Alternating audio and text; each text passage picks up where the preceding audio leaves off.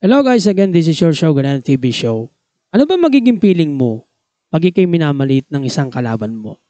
Well, this time, maririnig natin dito sa kupunan ng ating gilas ng mga naging leader natin na ang video na ito ay parang isang sampal para sa ating mga Pilipino na akala mo ay ganun-ganun na lang tayo maliitin ng itong isa nating kapatid na mga Asyano.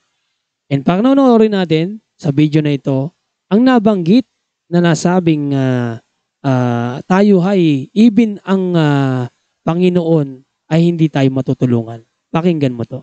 And then, we probably complained a lot to the organizers. And one of the officials there said, banged his laptop, "You again?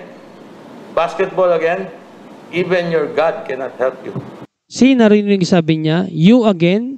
Even your God," di ba? Hindi ka matutulungan ng iyong Panginoon. Ganyan sila kabastos, no? Ganyan kabastos ang China na sa mga delegado na ang delegado, ang delegado ay tayo po 'yon, no?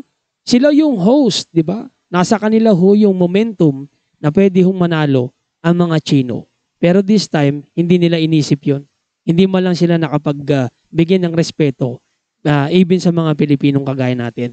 Kaya at least, di ba, isang malaking sampal para sa kanila ang nangyari ito. Ikinatalo ng mga Chino, di ba? O paano ngayon? Kami ang nanalo. Di nga kayo ngayon. Di ba?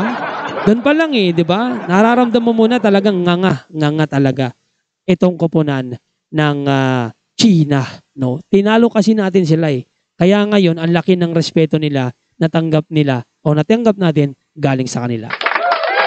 And again, we have another video after this. This is your show, Ganang TV Show.